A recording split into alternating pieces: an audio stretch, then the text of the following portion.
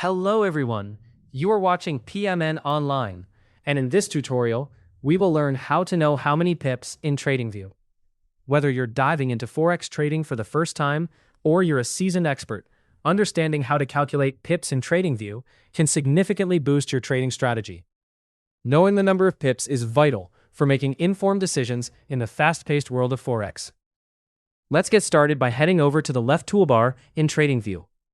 This is where you'll find a range of handy tools, but today, we're focusing on the ruler icon.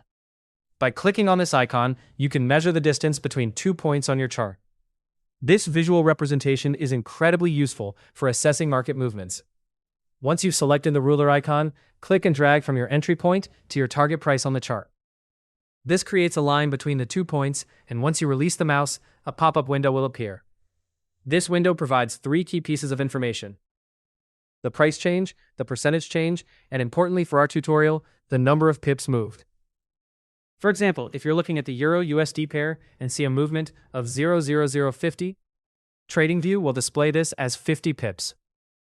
If you're looking for an alternative method, TradingView has you covered. By holding down the Shift key and left-clicking your mouse, you can drag to measure the same distance. This shortcut is perfect for those who prefer keyboard commands. Another versatile tool under the forecasting section is the Date and Price Range tool. This not only covers the price range, but also incorporates time, offering a broader view of movements over a specific period. Each of these methods gives you a robust way to track pips, helping you interpret the market and plan trades effectively. Hopefully, this guide helped you easily master how to know how many pips in TradingView. If it did, please let us know down in the comments section below. If you want more videos like this, subscribe to the channel PMN Online.